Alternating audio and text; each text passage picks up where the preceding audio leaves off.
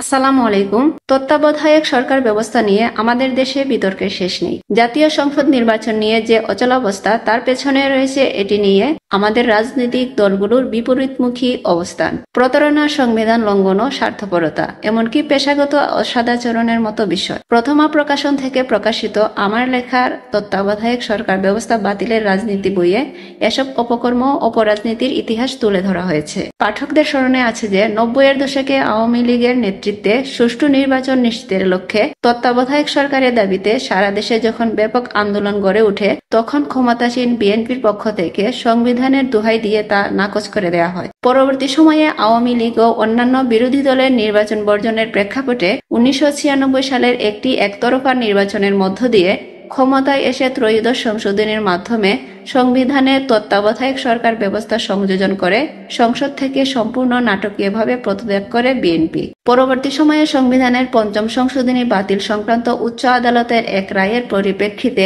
২০১০ সালের ২১ জুলাই সংবিধান সংশোধনের লক্ষ্যে জাতীয় সংসদ সৈয়দা সাজেদা চৌধুরীকে চেয়ারপারসন ও সুরঞ্জিত সেনগুপ্তকে কো-চেয়ারপারসন করে ১৫ সদস্যের একটি বিশেষ সংসদীয় কমিটি গঠন করা হয়, যাদের ১২ জনই ছিলেন আওয়ামী লীগের গুরুত্বপূর্ণ নেতা, অন্য ৩ জন ছিলেন আওয়ামী লীগের শরিক দলের নেতা। বিএনপিকে একজন সদস্যের নাম প্রস্তাবের জন্য বলা হলেও তারা তা করতে অস্বীকৃতি জানায়। ১৯৯৬ সালে ত্রয়োদশ সংশোধনী পাশের পর এটির বৈধতা চ্যালেঞ্জ করে দুটি মামলা হয় এবং হাইকোর্টের দুটি বেঞ্চ যেগুলো খারিজ করে তত্ত্বাবধায়ক সরকার ব্যবস্থাকে বৈধ বলে রায় দেয়। তবে হাইকোর্টের রায়ের বিরুদ্ধে আপিলের পরিপ্রেক্ষিতে ২০১১ সালের ১০ মে ত্রয়োদশ সংশোধনীকে ভবিষ্যতের জন্য অসাংবিধানিক ঘোষণা করে একটি সংক্ষিপ্ত বিভক্ত আদেশ দেন প্রধান বিচারপতি এবিএম খায়রুল হকের নেতৃত্বে সুপ্রিম কোর্টের একটি আপিল বিভাগের সংখ্যাগরিষ্ঠ বিচারপতিরা। একই সাথে আদালত ক্রান্তিকালীন ব্যবস্থা হিসেবে এবং রাষ্ট্র ও জনগণের নিরাপত্তার স্বার্থে দশম ও একাদশ জাতীয় সংসদ নির্বাচন তত্ত্বাবধায়ক সরকারের অধীনে অনুষ্ঠানের পক্ষে আদেশ দেন। আদালত তার পর্যবেক্ষণে তত্ত্বাবধায়ক সরকার ব্যবস্থা থেকে বিচার বিভাগকে দূরে রাখার সিদ্ধান্ত গ্রহণের এখতিয়ার সংসদের উপর ছেড়ে দেন। অর্থাৎ আদালত তার সংক্ষিপ্ত আদেশে তত্ত্বাবধায়ক সরকার জীবন্ত রেখে পরবর্তী ২ নির্বাচনের অধীনে অনুষ্ঠানের নিঃশর্ত অনুমতি দেন। যদিও আদালতের এই রায়কে ভণ্ডুল করতে ২০১১ সালের ৩০ জুন তত্ত্বাবধায়ক সরকার ব্যবস্থা বাতিল করে সংবিধানের পঞ্চদশ সংশোধনী পাশ করা হয়। উল্লেখ্য, ২০১৪ সালের নির্বাচন তত্ত্বাবধায়ক সরকারের অধীনে অনুষ্ঠিত হলে বিচারপতি খায়রুল হকই হতেন এর প্রধান উপদেষ্টা। কিন্তু পঞ্চদশ সংশোধনীর মাধ্যমে সে সুযোগ হাতছাড়া হওয়ার পর সংক্ষিপ্ত আদেশের প্রায় ১৬ মাস পরে প্রদত্ত বিস্তারিত রায়ে আদালত তার ২০১১ সালের মের রায় বদলে দেন এবং পরবর্তী ২ নির্বাচন তত্ত্বাবধায়ক সরকার ব্যবস্থার অধীনে অনুষ্ঠানের জন্য সংসদের অনুমোদনের শর্ত জুড়ে দেন, যা ছিল চরম প্রতারণামূলক এবং আদালতের সাথে জালিয়াতির সমতুল্য। কারণ সংক্ষিপ্ত আদেশই চূড়ান্ত রায়, যা পরিবর্তনযোগ্য নয়, এবং বিস্তারিত রায়ে শুধু এর যৌক্তিকতা তুলে ধরা হয়। এদিকে পঞ্চম সংশোধনী বাতিলের উচ্চ আদালতের রায় বাস্তবায়ন ও অবৈধ ক্ষমতা দখল রোধের লক্ষ্যে বিশেষ সংসদীয় কমিটি গঠন করা হলেও কমিটি পুরো সংবিধানকে পর্যালোচনা করে তা সংশোধনের সুপারিশ করার সিদ্ধান্ত নেয়। ১০ মাসের মেয়াদকালে কমিটি ২৬টি বৈঠক করে এবং ১০৪ জন বিশেষজ্ঞ, বুদ্ধিজীবী ও সাবেক রাষ্ট্রপতি, প্রধানমন্ত্রী সহ রাজনীতিবিদদের পরামর্শ গ্রহণ করে ২০১১ সালের ২৯ মে ৩ মাসের সময়সীমা বেঁধে দিয়ে অনির্দিষ্টকালের জন্য তত্ত্বাবধায়ক সরকার রেখেই সংবিধান সংশোধনের সর্বসম্মত সুপারিশ করে।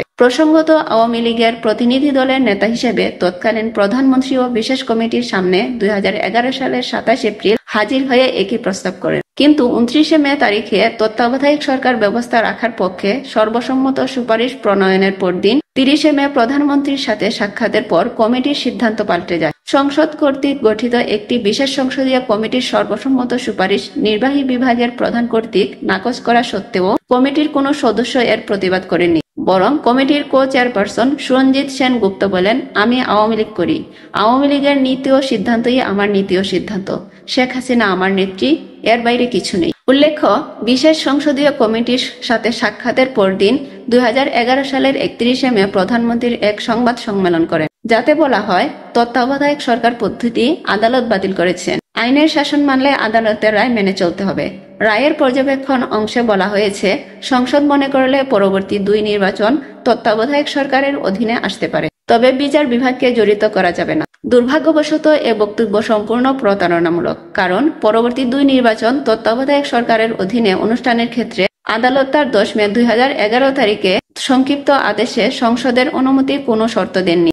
এছাড়া তত্ত্বাবধায়ক সরকার ব্যবস্থা থেকে শুধু বিচারপতিদের বাদ দেওয়ার বিষয়েই সংসদ কর্তৃক ত্রয়োদশ সংশোধনের কথা রায়ে বলা হয়। অর্থাৎ একটি অপব্যাখ্যার ভিত্তিতে আদালতের কাঁধে বন্দুক রেখে পঞ্চদশ সংশোধনীর মাধ্যমে তত্ত্বাবধায়ক সরকার ব্যবস্থা বাতিল করা হয়। পরবর্তী সময় 8 জুন 2011 তারিখে স্পিকারের কাছে পাঠানো প্রতিবেদনে কমিটি তত্ত্বাবধায়ক সরকার ব্যবস্থা বাদ দিয়ে এবং সংসদ বহাল রেখেই সংবিধান সংশোধনের চূড়ান্ত সুপারিশ পেশ করে, যার ভিত্তিতে 30 জুন তারিখে সংবিধানের পঞ্চদশ সংশোধনী একতরফাভাবে সংসদে বা সংসদের বাইরে কোনরূপ উল্লেখযোগ্য বিতর্ক ছাড়াই পাশ হয়। যদিও সংবিধান উইল অব দ্য পিপলের বা জনগণের অভিপ্রায়ের প্রতিফলন। উচ্চ আদালতের সংক্ষিপ্ত আদেশে তত্ত্বাবধায়ক সরকার ব্যবস্থা ভবিষ্যতের জন্য অবৈধ ঘোষণার 19 দিন পর তত্ত্বাবধায়ক সরকার অনির্দিষ্ট মেয়াদের জন্য রেখেই সংবিধান সংশোধনের বিশেষ সংসদীয় কমিটির সর্বসম্মত সুপারিশ এবং পরদিন প্রধানমন্ত্রীর সাথে সাক্ষাতের পর তা পাল্টে যাওয়া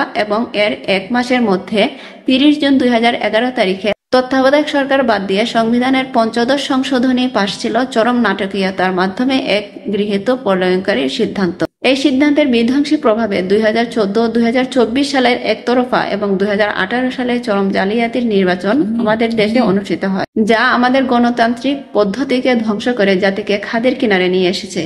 প্রসঙ্গত, গণতন্ত্র আমাদের সংবিধানের মৌলিক কাঠামোর অংশ, যা অলঙ্ঘনীয়। দুর্ভাগ্যবশত তত্ত্বাবধায়ক সরকার ব্যবস্থা বাতিল করে পঞ্চদশ সংশোধনী পাশ করা হয়েছে শুধু উচ্চ আদালতের রায়ের জালিয়াতিমূলক অপব্যাখ্যার মাধ্যমেই নয়, বরং পরবর্তী 2 নির্বাচন তত্ত্বাবধায়ক সরকারের অধীনে অনুষ্ঠানের আদালতের রায় অমান্য করি। তাই পঞ্চদশ সংশোধনী একটি অসাংবিধানিক সংবিধান সংশোধন। এটি অসাংবিধানিক সংবিধান সংশোধনী হওয়ার আরও কারণ রয়েছে, যেমন সংবিধানের দ্বাদশ সংশোধনীর সুবাদে গণভোট অনুষ্ঠান বাধ্যতামূলক হলেও তা করা হয়নি। এছাড়া পঞ্চদশ সংশোধনের মাধ্যমে 7 খ অনুচ্ছেদ যুক্ত করে সংবিধানের প্রায় 1/3 অনুচ্ছেদ অসংশোধনযোগ্য করা হয়। সংবিধানের 142 অনুচ্ছেদ অনুসরণ করে সংবিধান সংশোধন করা সংসদ সদস্যদের সাংবিধানিক অধিকার, যা খর্ব করা যায় না। অর্থাৎ এক সংসদ ভবিষ্যৎ সংসদের অধিকার হরণ করতে পারে না। এসবই তত্ত্বাবধায়ক সরকার বাতিলের রাজনীতি গ্রন্থের বিষয়বস্তু। এসব বিবেচনায় কয়েকজন ত্রয়োদশ সংশোধনী মামলার আপিল বিভাগের রায়ের রিভিউ ও পঞ্চদশ সংশোধনী বাতিলের লক্ষ্যে উচ্চ আদালতের শরণাপন্ন হয়েছেন।